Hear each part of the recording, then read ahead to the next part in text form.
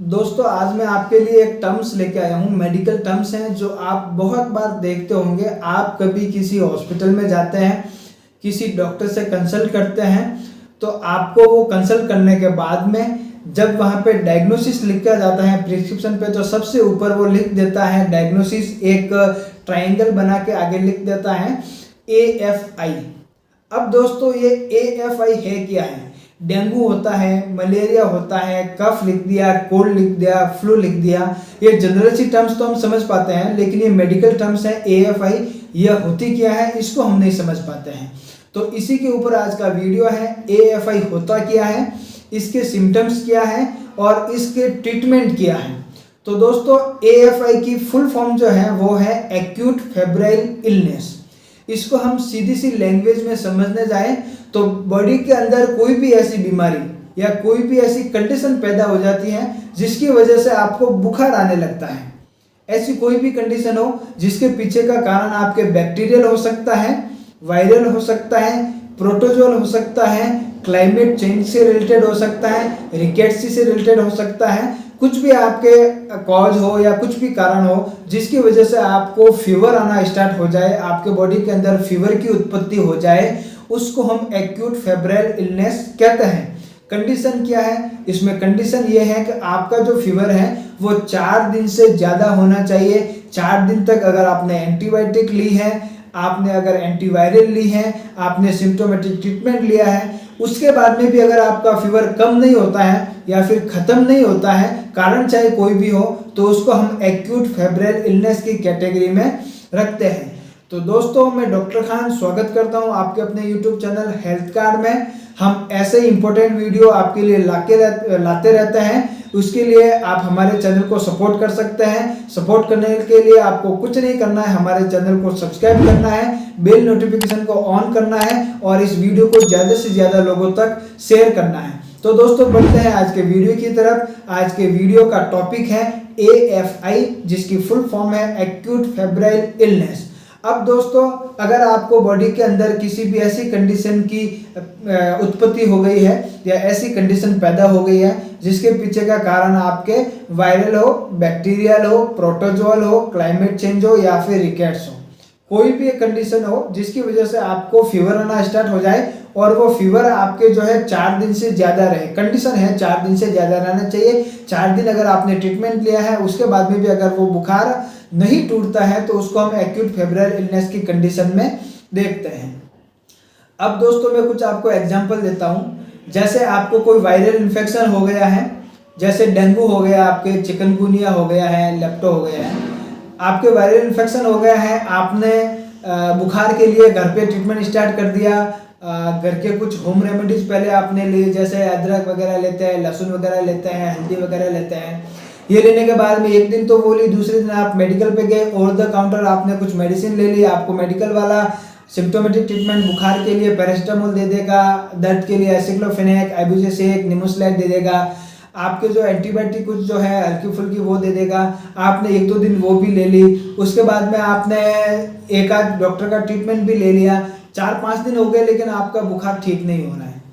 फिर आप डॉक्टर के पास जाएंगे, किसी बड़े डॉक्टर के पास या अस्पताल में जाएंगे, हॉस्पिटल में, और वहाँ पे अपना चेकअप कराएंगे। जब उसको आप कंडीशन बताएंगे तो वहाँ पे वो डायग्नोसिस लिखेगा AFI। AFI क्यों लिखेगा? क्योंकि आपने 4-5 दिन स्पेंड कर दिया है उस बीमारी को ठीक करने के लिए। आपने कुछ दवाएं ले ली, कुछ एंटीबायोटिक भी ले ली, होम रेमेडी भी ले ली, लेकिन आपके ठीक नहीं हुआ, तो उसके लिए उसने डायग्नोसिस लिख दिया AFI। AFI की कंडीशन ये है, काउ चाहे कोई भी हो, आपका बुखार 4 दिन से ज़्यादा चलना चाहिए। 4 दिन तक अगर आपका बुखार ठीक नहीं होता है तो उसको AFI की कंडीशन में हम रखते हैं। जैसे सेम टू सेम आपके मलेरिया भी हो गया, मलेरिया की वजह से आपका बुखार नहीं टूट रहा है, 3-4 दिन मेडिसिन ले ली, तो उसको हम AFI में मान सकते हैं। आपके डेंगू फीवर को भी हम AFI में मान सकते हैं। आपको अगर रेस्पिरेटरी इन्फेक्शन हो गया है, अपर रेस्पिरेटरी इन्फेक्शन हो गया है या फिर आपके लोअर रेस्पिरेटरी इन्फेक्शन हो गया है, उसकी कंडीशन से भी अगर आपको बुखार जो है 4 दिन से ज़्यादा रह जाता है तो हम उसको AFI की कंडीशन में मानते हैं। तो दोस्तों उम्मीद करता हूँ आपको आज का जो वीडियो है वो पसंद आया होगा, आपको समझ में आया होगा कि AFI क्या है। आप AFI को किसी भी एक डिजीज से जोड़ के देखते होंगे। जैसे AFI जैसे मलेरिया होता है, जैसे डेंगू होता है, जैसे आपकी निमोनिया होता है, या फिर आपके पेशाब का इन्फेक्शन हो गया, किसी एक इन्फेक्शन को हम जैसे किसी एक डिफिनेशन या एक वर्ड देते हैं कोई डिजीज के लिए, AFI को भी आप कोई एक डिजीज समझ रहे होंगे। AFI एक डिजीज नहीं है, AFI एक डिजीज का कॉम्बिनेशन है, जहाँ पे आपके डिजीज बहुत सारी तरह की होती हैं, लेकिन उस डिजीज की वजह से जब आपको फीवर आना स्टार्ट होता है, जैसे अगर आपके कहीं पे लग भी जाती है, कहीं पे आपके स्टोन की पत्थर की लग गई है या फिर लोहे की या लकड़ी की लग गई है, लगने के बाद में वहाँ पे धीरे धीरे करके वहाँ पे आपके पस का फॉर्मेशन हो जाता है, सेल्यूलाइटिस हो गया। जैसे सेल्यूलाइटिस होने के बाद में जैसे आपको फीवर स्टार्ट हो गया और फीवर आपका जा नहीं रहा है, उसकी जड़ क्या है, वो लगी है, वहाँ पे सेल्यूलाइटिस हुआ है, वो उसकी जड़ है। तो आपके फीवर आने स्टार्ट हो गया है, फीवर जा नहीं रहा है, तो आपको उस जड़ को खत्म करना होगा, सेल्यूलाइटिस को खत्म करना होगा। आपके मलेरिया की वजह से अगर AFI की कंडीशन हुई है तो आपको मलेरिया का ट्रीटमेंट लेना होगा। आपको अगर एलर्जी हुआ है, एक्यूट रेस्पिरेटरी इन्फेक्शन हुआ है, डेंगू हुआ है, तो उनको आपको ठीक करने के लिए मेडिसिन देनी होगी। उसकी वजह से आपका जो फीवर है उसका ग्रेड धीरे धीरे कम होते होते आपका खत्म हो जाएगा। तो इस तरीके से हम AFI को डिफाइन करते हैं। तो AFI कोई एक पर्टिकुलर डिजीज नहीं है, ये एक कंडीशन होती है, एक्यूट फेब्राइल इलनेस, ऐसी बीमारी जो फीवर पैदा करती है, उसको हम AFI की कैटेगरी में रखते हैं।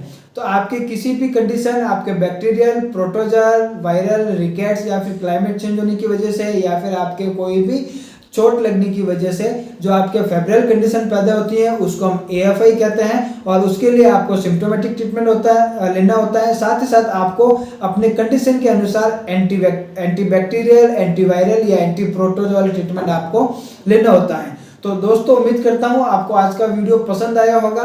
AFI के लिए आपको बहुत ही ज़्यादा मेहनत करने की जरूरत नहीं है, आपको कोई डिजीज के बारे में जानने की जरूरत नहीं है। AFI एक कंडीशन होती है जो बहुत सारी डिजीज का कॉम्बिनेशन होती है।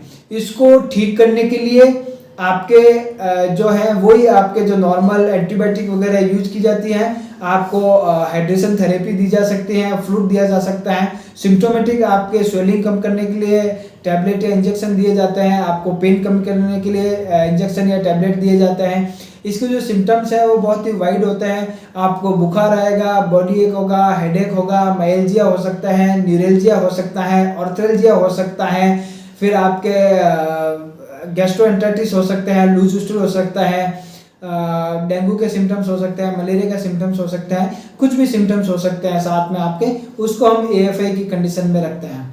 तो दोस्तों आपको वीडियो पसंद आया होगा, आपने आज की जो ये टर्म्स है AFI उसको अच्छी तरीके से समझ लिया होगा।